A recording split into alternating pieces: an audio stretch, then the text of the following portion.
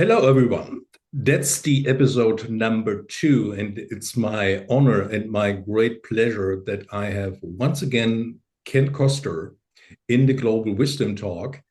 For anybody who don't know who is actually Ken Koster, Ken have written a very important and a very brilliant book about these $100 trillion wealth transfer. And I came a great fan of this kind of book because Ken is addressing topics, just from my interpretation, nobody talks about this because the whole majority of people talks only about the money and the sum, what will be change hands. And in today's second episode of the Global Wisdom Talk, specifically on this topic of the $100 trillion wealth transfer, we will address some solutions, some pathways for families. And once again, very welcome. It's my pleasure, Ken, to have you in the talk. Well, yeah, thank you so much. You have become very kind to me, almost an evangelist for some of the issues. And I think you're very right. We need to broaden this topic. It's not simply a question of this enormous wealth transfer, because there are serious social and societal implications uh, as to what happens when what is already happening now, we keep talking about something in the future, but we know it's happening now, and therefore we need to address some of these issues now, which is why I'm so grateful to you and to all the people who'll be listening and seeing me for this opportunity. Many, many thanks for your words. So let's jump in, Ken. I found this fascinating. If I've read these chapter you described as the understanding of co, and can you pick me up and just the audience as well? You described this just as a very paradigm shift from me to we, and is a very essential ground foundation in co itself, the shift from an individualism to collaboration. Can you open the window for me and for the audience itself? What is co actually means?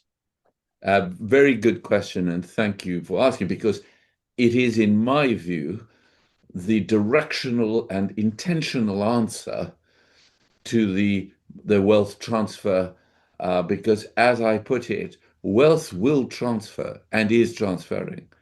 But the central question is, will wisdom transfer as well? Mm.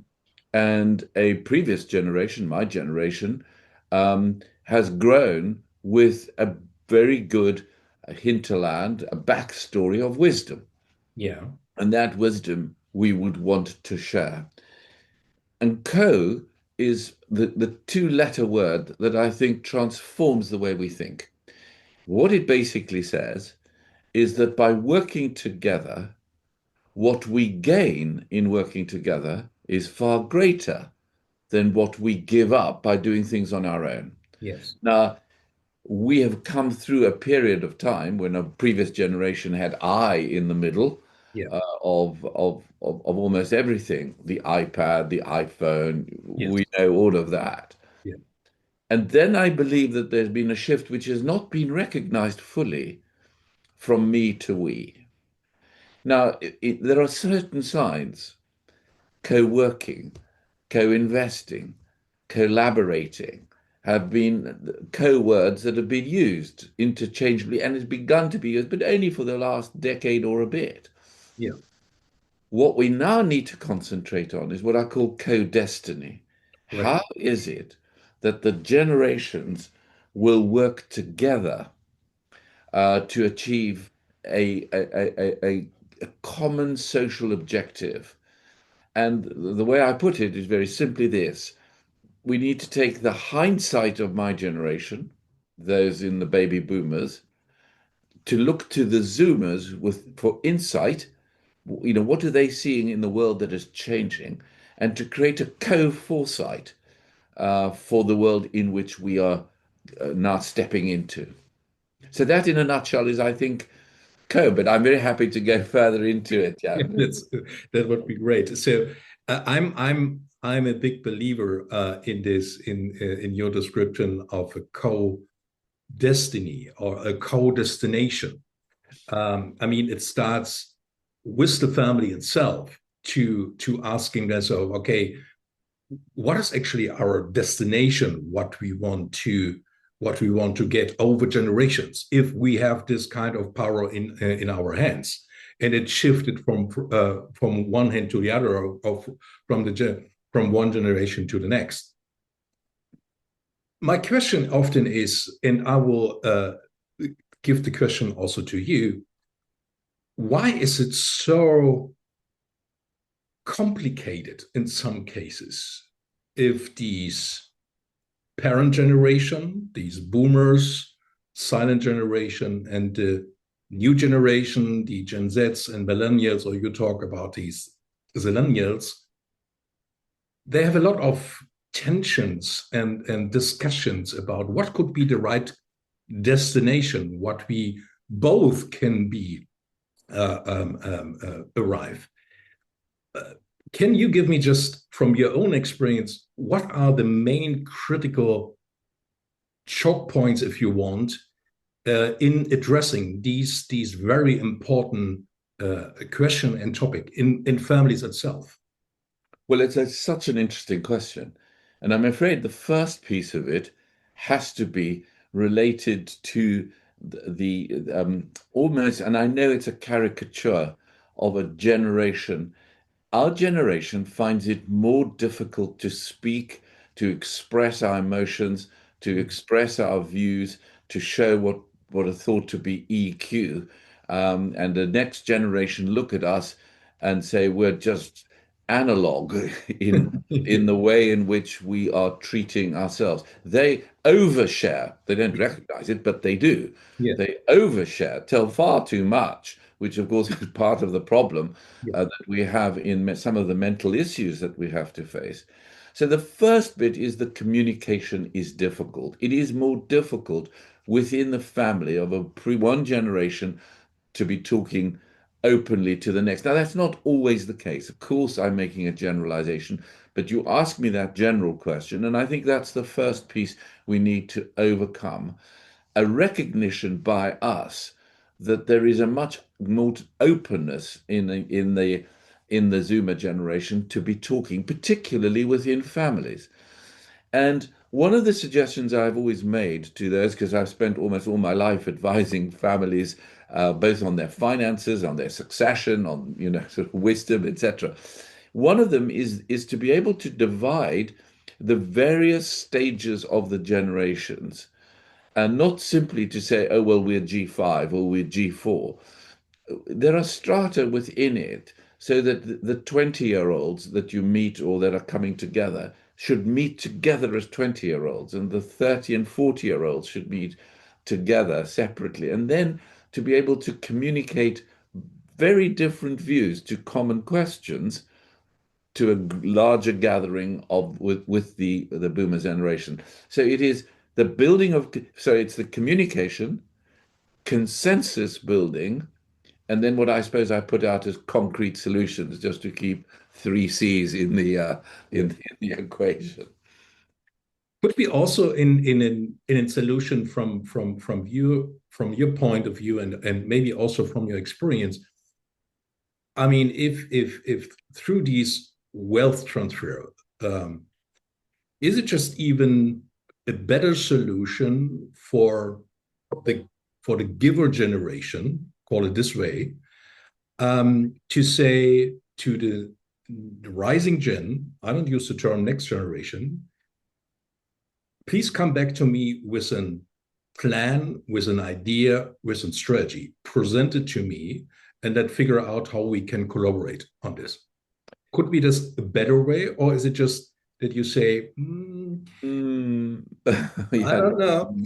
I think, you see, that's how we think, but that's not how they think. Yeah, yeah, We have structured parameters We move from discussion to outcome.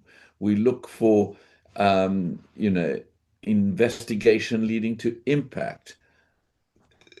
So many of the generation that I talk to and deal with don't see it that way at all, because it doesn't mean to say they're not addressing the issues, they just do it differently. Yeah. They're much more broader in the concept. They're much more wanting to have a conversation out of which something will emerge. But the idea of saying, well, present a plan to me, then we can sit down and look at the plan, we will usually get, well, I'll go away and think about it and nothing will happen. But sitting down and actually sort of giving a common question, as for example, within this family, how do we ensure that the structures of the family, the personal structures, are looked after rather than purely the finance? I mean, I think you will know this better than I. Every respectable family has got a top drawer with a will in it and some instructions to the trustees of wishes. Yes. But very few have already taken the first step to try and work out while they are still there, how does this handover occur in a way that recognizes the different contributions of different members of the family, and usually they don't address them, and then there's an almighty fight at the end Yeah. of the day. Whereas if they were addressed early on Yeah. and helped everybody to see why different people can make different contributions. One is very good at finance and could be running the company, but not terribly good at looking after the people. The third member of the family shouldn't be in the family office at all. Yeah. Now, if we look after those issues earlier, then we'll find the handover so much more effective and in line with the sort of longings of the pater or mater familias for peace in the family after they're no longer there. Yeah. So there's a very critical point what I observe at this time, and that is, I would say that's just the core component of these handover, and that's just the very critical issue of the power and leadership transition in the family. And more often, I don't know what your experience on what I recognize and observe is more families become more sensitive about these very critical component of these transition succession planning. But more often, what I see these new generation, these Gen Zs, Zillennials, come by and large very unprepared into the position to take over a lot of power. In some cases, they don't have any clue what kind of leadership map they inherit, because that is also part of these handover. And my question to you is, could be also co in very powerful instrument to make these transition from power and leadership from one generation to the next as a very efficient, systematic approach within the family itself? Well, I think that's a very good point because it's almost, if I would express it in my language, it'd be co-handover. Yes. Um, Yeah. but the difficulty is that younger generations, all our generations, but more particularly this one, is really almost wanting to have a break from a previous generation. Mm-hmm. It's related in part to the environment, to the what kind of planet have you handed over to me? Yeah. It is related to, in most metropolitan areas, to, if not to the families, because by and large we're talking about families who are capable of having assets to distribute. Yeah. But for many of the friends of the younger generation, there are no houses to live in because the costs are too high. The rental costs are too high, the ownership costs are too high, the college fees are too high, the cost of living is too high. So they come from that background with a slight sort of chip, and they're trying to work out how they who are privileged can actually exercise that privilege in an effective way. Now, the real problem is that our generation haven't trained them enough in the earlier stages. So that's the first piece, is being able to walk together a journey of being both socially conscious, but also recognizing that there is an important contribution to the employees, to the creation of wealth that the family through the generations has made. Yeah. And secondly, we have to recognize that as a result of the wonderful advances in medicine and the life sciences, we're living longer. Yes. So therefore, you've got an aging population who do not want to hand over power, and a disenfranchised, almost emasculated younger generation who don't know what it is. And then suddenly they get it, and they're ill prepared to be able to exercise both the way in which you deploy the power that you have within a family, in a family business, and the sensitivity that you need to the way in which it is exercised. Yeah. Yeah. And it brings me just to the question, what would be your advice? What kind of support these families actually need? I mean, if there's just a younger generation, there's the parent generation, and there are different expectations, wishes, and stuff like that. The parent generation is more focused on preservation because they are trained in this. And the new generation is more, yes, preservation should be there, but also growing.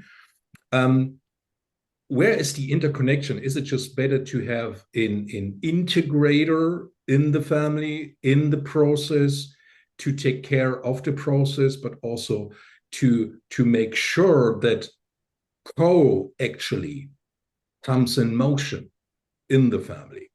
Well, that's a great way of expressing it. Co in motion is, I think, a very good way of expressing how does one become effective in allowing co to flourish in the family. The first thing I would say is you need a trusted external person to help. And the reason is that, the families will meet, they'll have lunch on Sunday or meet on Friday night or whatever it might be, and they'll have some flaming row about something entirely irrelevant because that's what families do. You talk openly.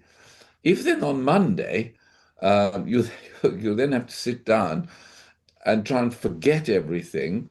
That doesn't happen. You sort of Right. slightly think, why did Dad fly off the handle when I said some favored one political party rather than another, to be neutral, without naming names? I think, it's very difficult. But firstly, if you've got an external person that helps to get this co-movement, what they're able to do is to interpret the views of what I call the representation by generational grouping and by age group. And you start quite early. Um, it is true to say that one of the greatest entrepreneurs of our generation, 𝐲𝐿𝐻, used to have the young children sit on their little chairs in the boardroom when they were 6 and 7, Yeah. drawing, just to recognize that they are part of something they knew not what. And as they grew older, so they were tutored into further advancement. Now, I think that if you have an external facilitator to help the movement, the co-movement meaning the working together of and the understanding of the one generation with the other, then you can help. There's somebody else to interpret some of the thoughts. Well, what you thought your son or your daughter told you is not actually what they think. Absolutely. It's what you think they thought. Yeah. And similarly, no, your father or your mother isn't the sort of dragon that you think she is or he is. Yeah. It's what you have got because you were smacked when you were 6 or something, or you were sent to a boarding school, or some completely unrelated activity. So Yes. there's a degree of objectivity that an external person can bring. Now, the critical piece in what you're calling this co-movement is it must not be the family lawyer, and it must not be the the local family banker or the private wealth advisor, because they already have separate designated tasks, which are very important. It needs to be an external person with some EQ to the understanding of succession, of family planning, of the cultural environment in which they're living. If you're living in Switzerland, you're in an entirely different part of advice than if you happen to be living on the west coast of the United States, and vice versa. So I think those be a facilitator that has that has the trust of both the older and the younger generation, with a specific remit to interpret what views the younger generation might have on the deployment of capital, on the way in which the family is seen in the community, similarly to speak to the older generation and interpret them with a view of bringing it together and then removing the obstacles to the flow of this river of ����, as you would describe it. Does that make sense? Yeah, absolutely, absolutely. Because what you described, these core framework is just, for me personally, just in catalysator that many advisors need new skills, new Yes, skills in the direction to guide the family intergenerational inside of the family, but also to have the skill set and the capability culture wise. absolutely. And vitally to be able to understand without prejudice the way that the new generation thinks, Yes. because it's different. And there's no point coming with your own grid reference and your own grid and try and process their thoughts through your grid. It won't work because they won't speak. But if you can show that you actually do understand, they're not simply a group of entitled, sort of groupings of people, but actually have a deep concern for the issues that they're facing. They may be very different from a previous generation.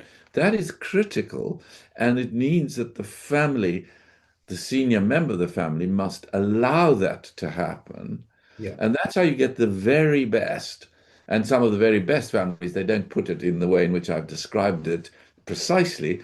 But if you read between the lines, you will see that the head of the family has been allowing people to talk, to discuss, to facilitate some of the bigger issues. And funnily enough, it doesn't necessarily have to be the particular issue that the particular family has to deal with. It is a macro issue, a global issue. But what it does do is it begins to show what the differing views are that need to be accommodated at a micro level when we're talking about the handover of what you rightly call significant power and finance. Because this generation is going to have more financial muscle than ever, more power because of technology, and more influence because of social media than we've ever had before. So it's quite a task Yeah. to harness this to the best of a family organization, a family company. Yeah, I guess you have mentioned this in one of your talks, that these generation they inherit this kind of power, and the generation next will be the richest generations what we have Ever, seen in history, right? ever. And I guess there will be no end, and the next generation will be also have a lot of power in their hands. And you mentioned this also in our episode number one. These very crucial and important, you call it the power of how, and that is a main differentiator to the parent generation, that these generation exactly now what kind of purpose or what kind of sense or what kind of impact they want to achieve with this kind of wealth, fortune, what they have in their hand. And the question what often is in my head is, and maybe you can help me a little bit on this. Sure. You mentioned this also in our first conversation, that these families, these new generation, what we will see increasingly come into the position to take over the leadership of families, will change the landscape radically. Can you describe this a little bit to me? What is in your head? What your thoughts? And also, do you have any descriptions or a picture for me? What are the structures of these new generation families look like, a little bit different to their parents' generation, Sure. or the families they are grow up? Well, that's such a good, I mean, it's a good and difficult question. Let me be alarmist for a moment. Will you forgive me to Sure. be alarmist? Yeah, yeah, We have seen in the last year in Madagascar, in Kenya, in Korea, and in Bangladesh, the governments change as a result of the actions of Gen Z. Um, okay. Now, is it fanciful to say that this could happen in uh, one of our countries? I don't know. But what I do know is that the tension that is being expressed there, which is very different from the issues that we're faced here, are structural. They want to see a structural change. During the last year, in a large measure driven by a new group of young voters, we had the rejection elections. 2 billion people went to the polls, 71 countries all over the world, and rejected the ruling elites in favor of whatever has happened. It's happened in our country, it's happened in France, it's happened Yeah. in America. So the question we have to ask ourselves very seriously, which is why I think it is a serious question, and I don't know that I've got a fully thought through answer, but I'm jolly grateful to you for raising it, is there a structure that in the handover, like every generation will evolve its own ways Yeah. because circumstances change. You know, who ever thought that we'd ever have a war? We've got two wars going on. Right. Right. You know, we don't know exactly what it would be. So they will evolve. But in the handover, how is it that we can look at the structures of employment, for example, artificial intelligence, which is going to take, we've always assumed scarcity of resource. Now, what happens when you don't have scarcity of resource because ChatGPT, large language models, are opening resource to almost everybody? Um, and therefore, you've got a generation that won't live on what we thought was the restriction of knowledge and data, but the ubiquity of knowledge and data. Yeah. Yeah. So how do we would need to be able to look through and work with the generation to work through these structural changes that comes from the change of scarcity to universality, of the open access, which is a huge achievement of a generation that is handing it over. But then don't forget, they are the people running those organizations, those companies are in their 30s and 40s, they're zennials. Um, so we need to work how the structure works in the economy. We need to work out how it works within a family where those that are participating more actively need to have some form of express concern for those who are not, but that those who are not are yet fulfilled in the way in which the family is structured, not just by a foundation, but also in the whole natural way in which the generation is running that family company, because the demands are going to be very different.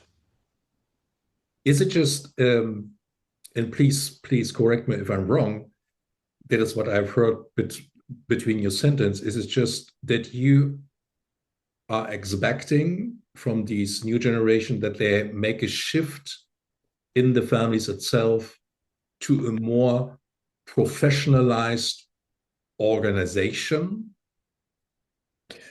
Yes, but yes, but only but in those cases where the next generation of the family are incapable or do not want to take on those responsibilities.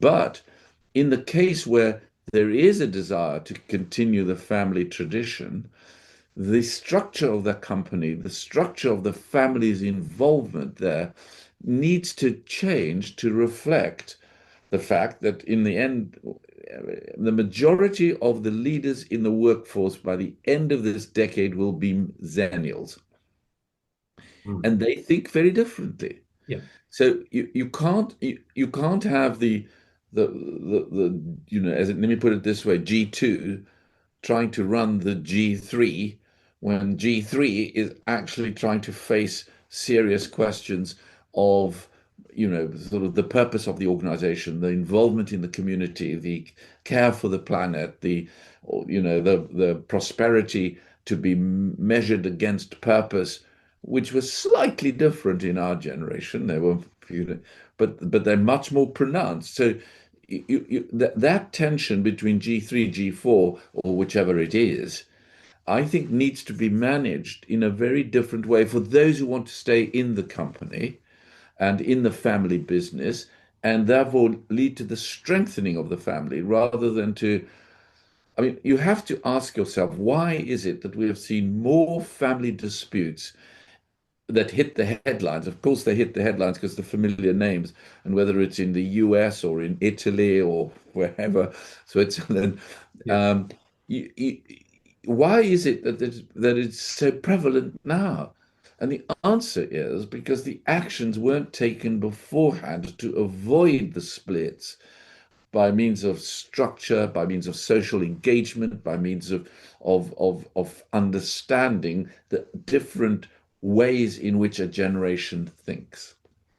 And I'm completely with you, and I will share with you just an experience and a little bit of a wake-up call for me, just from a discussion with a wealth creator.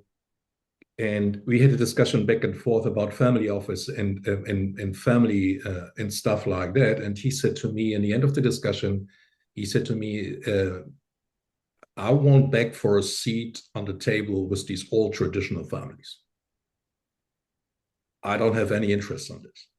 I said, please, can you describe this for me? He said to me, I don't have any interest to participate on this kind of discussion. They're slowly, they're boring and stuff like that. I built my own table. I said, oh, okay.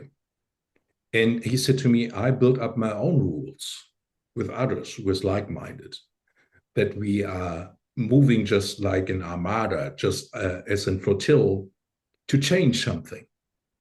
And that was an indication for me that coming back to the starting point on our discussion today, to bring these co-concept, these co-motion more into an awareness of families, because from my interpretation, it is also a very valuable instrument for families itself to secure their sustainability over generations. If you put these core pillars in your ground foundation, right?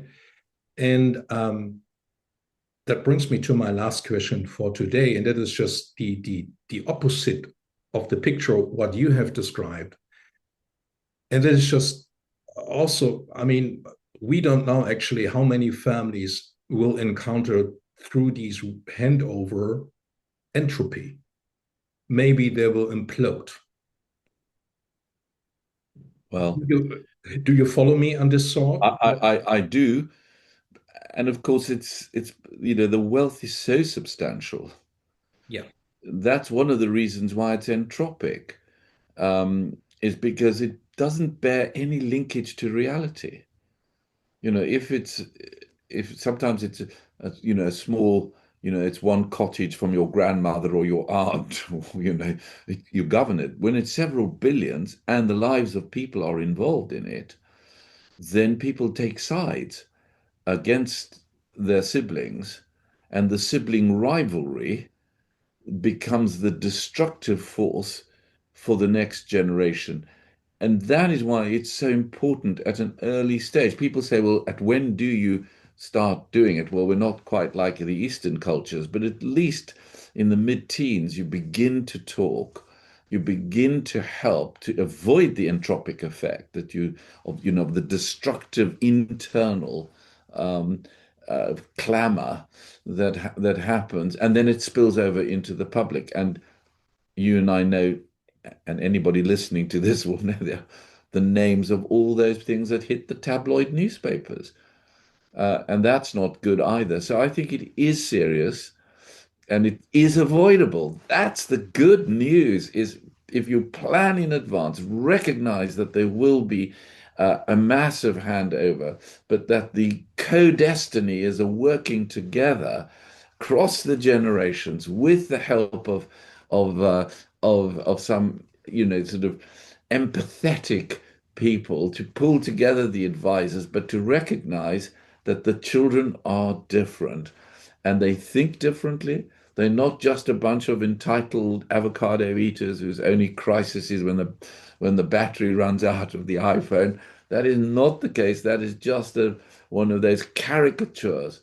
And that if one works with them and works through them, you could have the very best of the generation to come with huge social advantages, because the wealth transfer is going to be so significant that it's going to attract attention from those that are going to be not convinced that when I talk about the market economy, the capitalist economy is not fit for purpose for the next generation unless we are able to make sure that the good things are handed over at the same time as the finances. Yeah. Yeah. So my final question for you today, Ken, is, and Oh, maybe that's it could be just a challenging question for you. If you can imagine that you and I, we had the opportunity to meet us in 500 years from now, and we sit down, maybe also here on the screen, and we make a leg backward. What is your expectation, maybe also wishes? What will be happen? What will be changed in 500 years from now in regards of the societies, in regards of maybe the, the, the political environment, but also more importantly, the families, what they are walking through these major wealth transfer, what we see, and maybe the second and third will become. Can you give me well, just yeah, if you'll humor me, can I drop a note off your sure, 500? And sure. can we say 50 years? No, 500 years. I'm not a futurist. I don't know. We'll probably be on Mars having this conversation, absolutely, or on the maybe. moon. Yeah, yeah, But in 50 years' time, I think we would look back, and the real question is, did did we fully anticipate that artificial intelligence, um, we think that is shaping us? But we need to say it's not what artificial is doing to us. It is what we are going to allow ourselves to shape, correct. that which is changing the very structure of our finances, of our families, of our future. And that, I think, is going to be so vital, because we have to work out in a life, as I mentioned, when scarcity is no longer the driving force. I mean, it is obviously in critical minerals and other areas, but in knowledge, in data, Yeah, when scarcity isn't the driver of your whole economic assumption, when in 50 years, will we look back and say we acted as good humans, good stewards of our humanity, or did we just get taken along by this wild belief that everything that is technologically driven is good and is part of the great human achievement? No, it's not. It is that artificial intelligence is something that we need to drive and control, and Yes. it's what we allow it to do to us, not what it is something that is built to to drive us into objectives that are not consistent with our full humanity. And when 50 years time, when we look back, those families that have been working sufficiently to incorporate it will have happier handovers than those that are going to have, I mean, serious social dislocation because employment will be changed completely. Great question. Sorry not to have gone the extra Fine, that's fine. 450 years That's fine. to get here. What a brilliant closing remark for today. Many thanks, Ken. It was a pleasure, and I've learned a lot once again. As have I, and thank And you so much for your questions. and for all the listeners and for all the viewers, the book what you see in the back of Ken, the $100 trillion wealth transfer, we will put a link in the show notes. And for now, many thanks, Ken, and hopefully we can see us very soon. Thank you very much to you and to all the listeners and viewers.